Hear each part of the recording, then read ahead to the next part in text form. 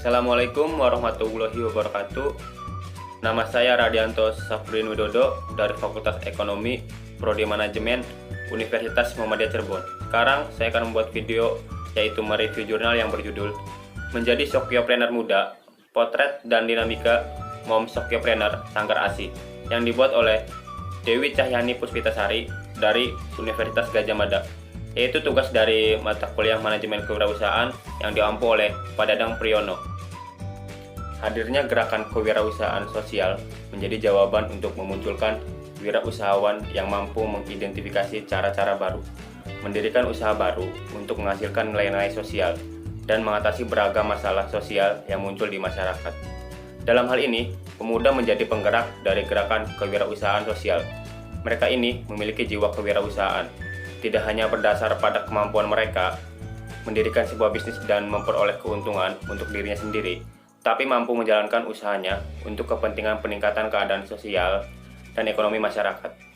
Keadaan wirausaha sosial atau social entrepreneur memiliki peran dalam pembangunan ekonomi karena mampu memberikan daya cipta nilai-nilai sosial maupun ekonomi, yaitu yang pertama, menciptakan kesempatan kerja.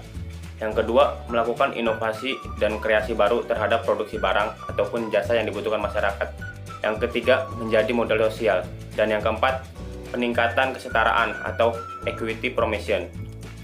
Untuk mengeksplorasi wirausaha sosial muda, khususnya perempuan, dalam menginisiasi ide dan gagasan, proses dan dinamika perkembangan bisnis sosial rintisannya. Studi awal ini peneliti harapan dapat memberikan input bagi kajian kewirausahaan sosial di Indonesia yang digerakkan oleh pemuda, khususnya perempuan, yang konsen menjawab problem, kebutuhan, dan aspirasi perempuan serta masyarakat melalui inovasi bisnis sosial yaitu Sanggar ASI. Untuk memahami proses entrepreneur dapat merujuk pendapat dari Drayton yang membagi siklus hidup wirausahawan sosial menjadi 4 tahap, yaitu yang pertama, masa magang, suatu periode panjang ketika para wirausahawan mendapatkan pengalaman, keterampilan, dan kepercayaan yang diperlukannya untuk membawa perubahan besar. Yang kedua, peluncuran, periode awal ketika para wirausahawan mulai menguji dan membuktikan gagasan-gagasannya. Yang ketiga, tinggal landas, periode panjang ketika para wirausahawan mengkonsolidasikan organisasinya dan melanjutkan dengan penghalusan dan penyebaran gagasan-gagasannya sampai diterima secara luas. Dan yang keempat, kematangan, titik ketika para wirausahawan telah memberikan dampak yang terbukti pada bidangnya. Hasil analisis potret dan dinamika mompreneur Sanggar ASI. Yang pertama, keyakinan sebagai kekuatan visi memasuki dunia kewirausahaan sosial. Pengalaman Sokyopreneur muda yang selanjutnya disebut dengan Mom Sokyopreneur Sanggar ASI pada tahapan awal memasuki dunia wirausaha sosial adalah adanya kemampuan untuk tetap bersikap profesional dalam menghadapi ketidakjelasan dalam pekerjaan mereka karena sering mendapat pertanyaan tentang jaminan keberhasilan dari bisnis rintisannya dari keluarga dan lingkungan sosialnya. Menurut Raiska, founder dari Sanggar ASI, memiliki motivasi berawal dari kegelisahan yang menggerakkan dirinya pada tahun 2014 untuk menginisiasi Sanggar ASI sebagai upaya meningkatkan kesadaran para ibu dalam memberikan ASI. Pendapat Raiska bahwa sebenarnya telah ada peningkatan kesadaran masyarakat tentang ASI dan menyusui yang juga ditandai munculnya komunitas ibu dan bayi maupun lembaga nirlaba yang berfokus pada isu dukungan pemberian ASI dan ibu menyusui.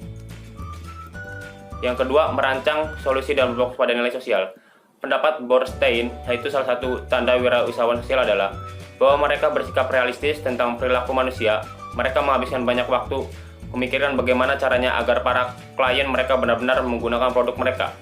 Pernyataan tersebut, bila dikontekskan dengan Sanggar ASI, menunjukkan adanya kepedulian dari ragam layanan konseling maupun edukasi menyusui pada golongan masyarakat sosial ekonomi ke bawah.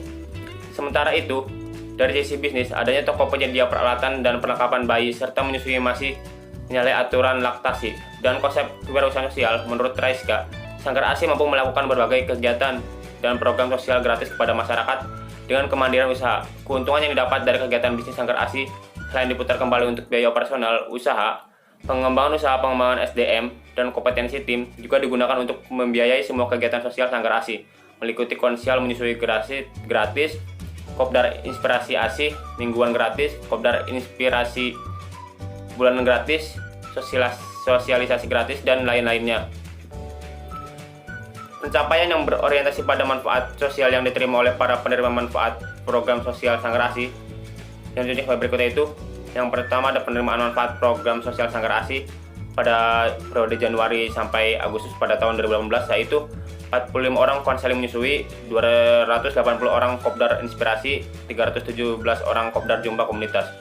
Dari data di atas, upaya Sanggar ASI membuahkan hasil sebagai bentuk realisasi dari keuntungan setiap proses bisnis Sanggar ASI agar memiliki manfaat sosial bagi lingkungan sosial masyarakat secara luas. Yang ketiga, mengelola inovasi dan jaringan untuk pertumbuhan bisnis sosial.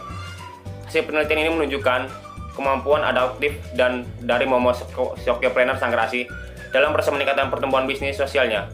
Strategi bisnis yang diterapkan oleh Sokyopreneur dalam mengembangkan unit usahanya sangat bervariasi, di mana perkembangan teknologi yang ada telah mempengaruhi proses produksi dan pemasaran sehingga menuntut Sokyopreneur untuk merespons secara tepat.